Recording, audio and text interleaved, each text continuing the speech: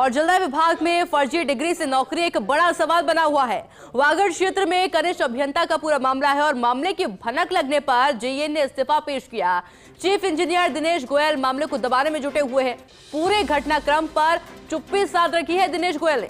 कनिष्ठ अभियंता का इस्तीफा स्वीकार करने की कवायद की जा रही है, जबकि फर्जी डिग्री के मामले में करनी थी कानूनी कार्रवाई।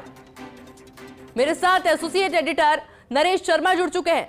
नरेश जी, क्या कुछ जानकारी पूरे मामले पर? और देखिए, वागड़ क्षेत्र के में कार्यरत जेईएन का मामला है और ये सूचना सामने आई है कि इन्होंने जो नौकरी हासिल की है उस नौकरी में जो डिग्री है उस पर सवाल उठे हैं और इसमें जांच भी हुई है और तब ये मामला जांच की तरफ आगे बढ़ा। तो जो हमें सूचना मिली उसके बाद जो अभियंता है उन्होंने नौकरी से इस्तीफा देने की पेशकश की थी, लेकिन जलदाय विभाग के जो अफसर है जिन पे जिम्मा है कि इस पर कोई फैसला लेना है या इस तरह का मामला जो संज्ञान में आया तो उन्होंने उस पर चुप्पी साध ली है।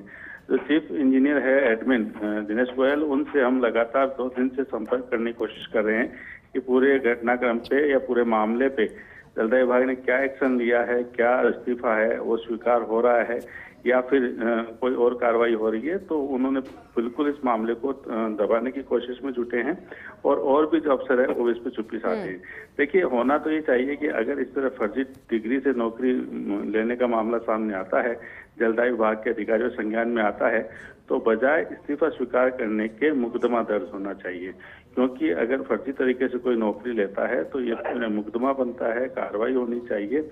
लेकिन अभी तक इस मामले को दबाने की कोशिश हो रही है और जो इस्तीफे जो पेशकश की गई है इस तरह के दबाव भी आ रहे हैं, खासकर उस क्षेत्र के जो राजनीतिक दबाव भी आया कि इस्तीफे को स्वीकार किया जाए।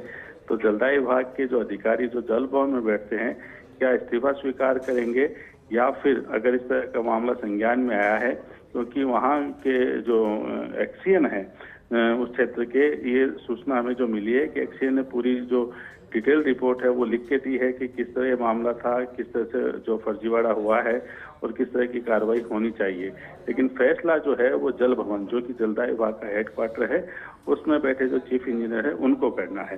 तो लगातार जो है उनसे संपर्क भी किया, उनसे इस बारे में जानकारी भी लेनी चाहिए, लेकिन उन्होंने पूरी तरह से चुप्पी साधे हैं। अब देखना ही होगा कि अगर इस तरह से फर्जी तरह से नौकरी ली गई है तो क्या उस पर पर्दा डाला जाता है या फिर कोई कार्रवाई की जाती है। बिल्कुल नरेश जी, बहुत बहुत शुक्रिया आपका तमाम जानकारी के लिए। हर खबर सबसे पहले पहुंचेगी आप तक, चाहे ब्रेकिंग न्यूज हो या हर वो खबर जो रखती है आपसे राबता। अपने मोबाइल पर डाउनलोड करिए फर्स्ट इंडिया ऐप। आप हमसे सोशल मीडिया प्लेटफॉर्म पर भी जुड़ सकते हैं। ट्विटर और फेसबुक पर कीजिए हमें फॉलो। यूट्यूब पर भी अपने पसंदीदा कार्यक्रमों का मजा।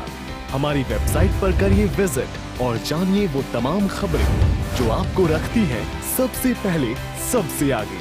First India news digital platform पर भी फर्स्ट।